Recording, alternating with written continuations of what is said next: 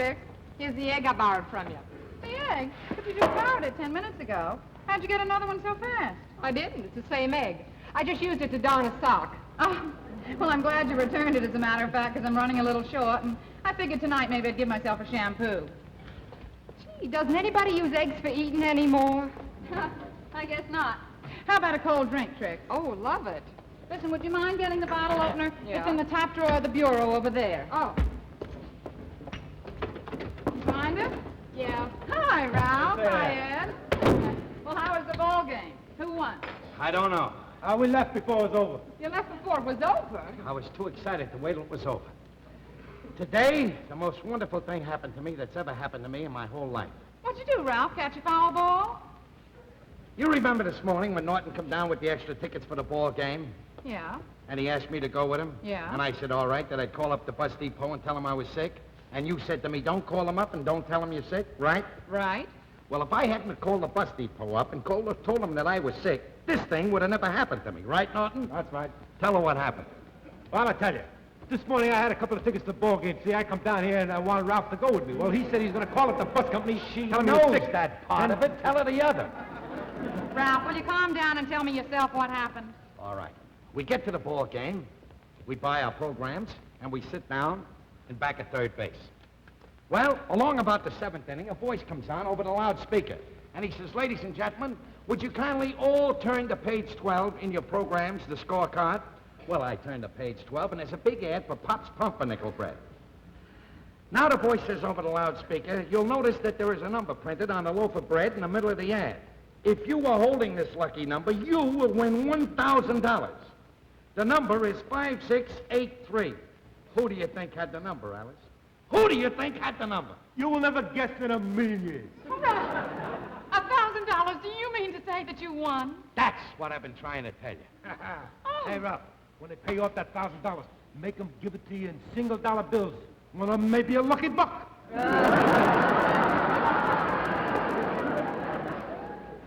Boy, $1,000. $1,000.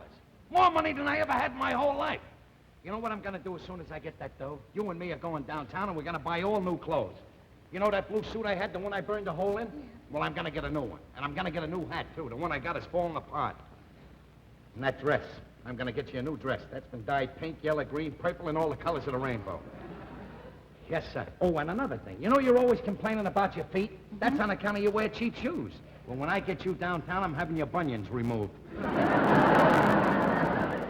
Another thing, you always say that I never treat your mother and father right? Well, this time I'm going to prove you wrong. As soon as I get the dough, I'm sending them all our old clothes.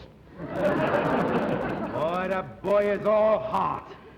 $1,000? I can hardly believe it. Takes your breath away. Uh-huh. And another thing, as we were coming home from the ball game, we passed a used car lot. I saw the prettiest Chevy you ever saw in your life. I'm going to get that car, Alice. Then when the summer comes and it's a hot day, we can all take a drive across the river to Jersey. Oh, we want to make a day of it. We can go out to Long Island. And when I get that car, I'm going to do something that I've wanted to do for a long time and I couldn't do. What's that? Go to a drive-in movie. Listen, Ralph, if you ask me, I think we should put this money in a bank. Are you crazy? Are you out of your mind? I wouldn't trust a bank. Not after what happened to my father in '32. What happened? He was wiped out, Ralph? Wiped out? His Christmas club went like that. I know just how I felt. I had a school savings account myself. Listen, Ralph, I think that we should think of our futures. This is probably the only $1,000 we're ever going to see in our lives. I think we should put this away for our old age. You know, you dames kill me. You're all the same. Always worrying about the future, your old age. Just as long as you have enough money for your old age. And when all your life you spend your youth pinching pennies, saving nickels, that every nickel you can get your hands on. And what do you save it for? For old age. And when you get old, what do you spend it on? Face creams, reducing pills, hair dye, false teeth, and why? Just so you look as young as you looked when you started saving. Just a minute, please. Just a minute. Now, wait a minute. I think Al's got a point there. I think saving sometimes can be very, very important. I know a guy once saved his money all his life, even went without food sometimes, lived in cheap rooms. Then he was 65 years old, he had $100,000 paid off. Then he meets a beautiful blonde, 20 years old. She fell madly in love with him. They got married, whatever place. Down in Florida in the wintertime, Atlantic City in the summer. Boy, bought her diamonds, yachts, all that stuff. Then all of a sudden his money run out. So did she. He never heard from her. So what good did it do him to save all the money? Well, if he didn't have all that money, he couldn't have found out what kind of a girl she was. Norton, you are a mental case. Now, look, Alice, we're not going to save this money. Why, with this kind of dough, we can fix this joint up to look real good. First thing I'm going to do is get some linoleum for the bedroom. Then we're going to fix up the kitchen. I'm going to get you one of those step-on garbage cans. We'll get a new pan to put under the icebox. And I'm going to get something I always wanted to get. A little rubber plant for the fire escape. Oh, yeah. You're always telling me whenever you do a big wash and you have to lug it up the 6 flights up to the floor, you know, the roof to dry, says it breaks your back. Don't worry about that. From now on, that will never happen again. We can afford to move to the top floor. Boy, Ralph is really living in a Barnum and Bailey world, eh? Another thing, Norton. What? I'm not forgetting you either, pal. I'm going to do something for you. After all, if it wasn't you coming down with the extra ticket, I could have never gone to the game. What are you going to do for me? Tomorrow, I'm taking you to the ball game. Hey, boy, see, the money hasn't changed him a bit. I'll say he hasn't changed. I'll tell you one thing about Ralph Cramden, money will never go to his head. Don't worry. Ralph Cramden will never change. Nothing will ever go to my head. Listen, Ralph. Why don't the 4 of us have some sort of a celebration tonight? Yeah. But we can't go out. That guy's coming over from the bread company with the prize. Wait a minute. I got a better idea. We'll celebrate right here. Here, Norton. Here's $5. Go across the street to the Chinese restaurant, get some egg foo young and some chow mein. Boy, what a pal, huh? Don't forget to bring the change back. Remember, he's still the same old Ralph. Hey, you know, I feel like the helping hand on Striker Ridge. Well,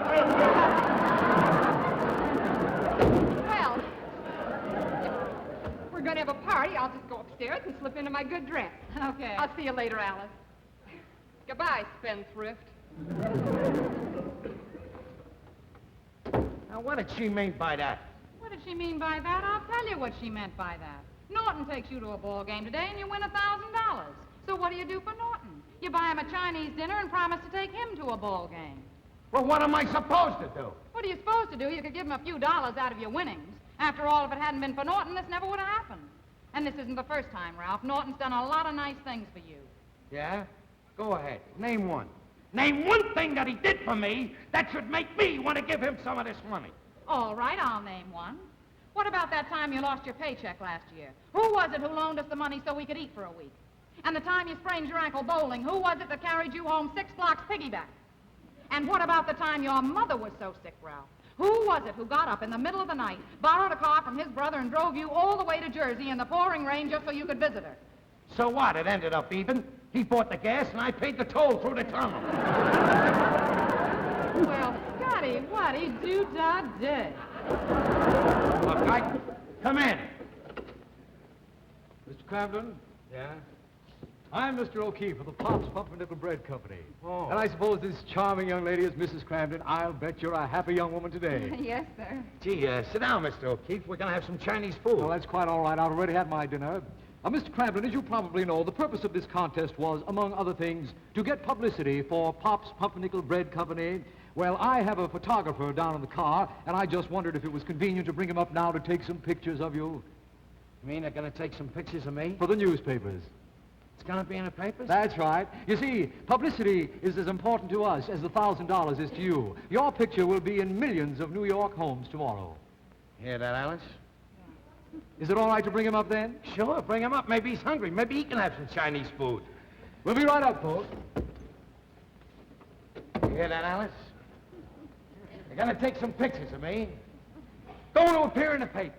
Millions of people are going to see it. I just can't wait till the guys down at the bus depot see it. Well, if they're going to take a picture, I better change my suit. Okay, Ralph, I'll straighten up in here a little bit. Before they get back again. Ralph! What do you Ralph? want? I just thought of something. What?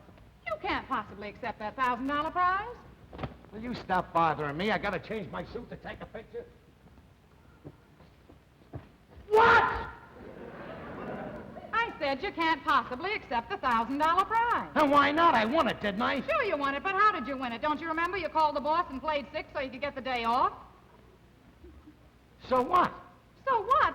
What's your boss going to say when he sees your picture in the paper tomorrow saying you were at the ball game today? You know what he's like. He's liable to fire you.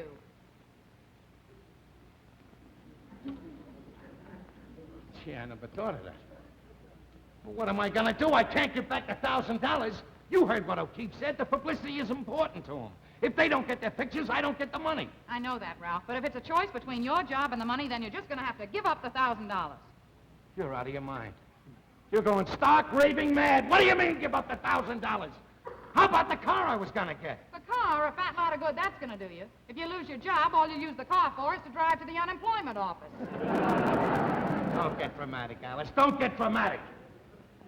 I won that $1,000, and I'm going to take it. Listen, Ralph, I don't want to give up the $1,000 either. But it is not worth losing your job. So what? So what if I lose my job? There's other jobs. Sure, there are other jobs. But do you realize you're throwing away 13 years towards your pension money? There's a big deal. After that, all I have to do is wait 27 more years to get my pension. And then when I get it, what do I get? $12 a week. And a lifetime pass on a Madison Street bus. For two. You can go with me. We'll have a ball. Ralph, it is not worth losing your job. I don't care what you say. I won that money, and I'm going to take it. I hear the photographers now. I'm going in to change. All right. Come in. Mrs. Crampton, where is our happy little winner? He's in the bedroom changing his pants. I see. With our compliments, a family-sized loaf of Pop's pumpernickel bread. Thank you very much. Are you ready, Mr. Crampton? Yes, sir, Mr. O'Keefe. Oh, that's fine. Now, first, we'd like to get a picture of you with the lucky program. Yeah, I got it right here. Ralph, your boss is bound to find out about this, and you're going to get fired. Don't steam me, Alice. Don't steam me, cause... Well! I'm already steamed. All right, now we'd like to have one of the little woman with Pop's pumpernickel bread. I'm not having any part of this, Ralph. I'm not going to have my picture taken. You're standing right there. That's not it, smile! That's fine. Well, that does it, Mr. Crampton. Now all we need is your signature here that gives us the right to publish the pictures, and then you will be officially the winner. Mr. O'Keefe. Let me have a pen. Yes, You I mean have that one this right here. paper, if he doesn't sign it, then you can't print the pictures? Well, it's just a legal technicality, Oh, Mrs. really? Crampton. Well, What's the matter with you? You going nuts? I'm saving you from making the biggest mistake of your life. You think that's going to stop me from collecting $1,000? You're out of your mind. Got any more of those? Give me them. I'll sign them. Well, I don't have any with me, Mr. Crampton, but I'll be Well, glad can you to... get any? Yes, I can get... I'll be Bring back it with back one. and I'll sign it. That's fine. You come along, Harvey. William, let's go. Well, are you satisfied? Are you satisfied? You know what you just did? You just tore up a legal document. That's wasted forgery. I could have you arrested. Ah, shut up. One of these days, Alice. One of these days. All right.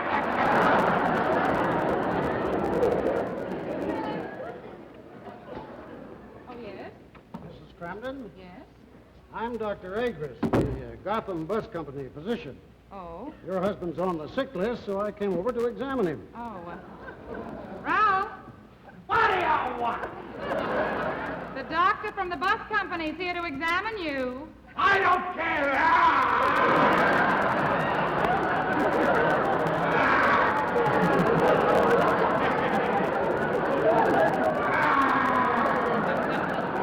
It's a good thing you're here, Doc. I couldn't have stood it another minute. Well, Pain's killing. I'm sure it isn't as bad as all that. Yeah, Now, let's have a look at you. Where does it hurt? right in my stomach. Well, let's see your tongue. It hurts there, too. I want to ask you something, Doc.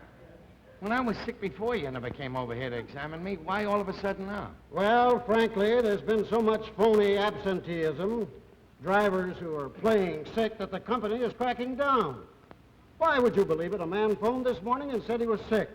When I went over to his house, he wasn't even there. He was off on a fishing trip. How about that? It'll probably cost him his job. Oh. Well, it looks to me like you've got a case of nervous stomach. Yeah, it's pretty Now, you just take one of these every 2 hours, and you'll be as good as new in the morning. Stay on a light diet. Well, good night, Mrs. Cramden. Good night, Doctor. Good night, Mr. Cramden. Good night, Doc. Thank you for coming over. All right. No. Your boss will never find out. He doesn't read the papers. He doesn't have to. He gets a medical report.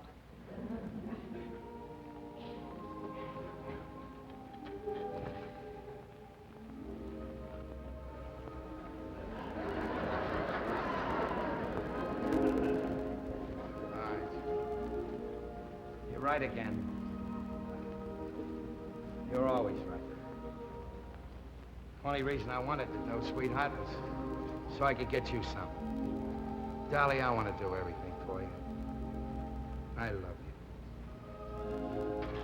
I love you too, Ralph. Baby, you're the greatest.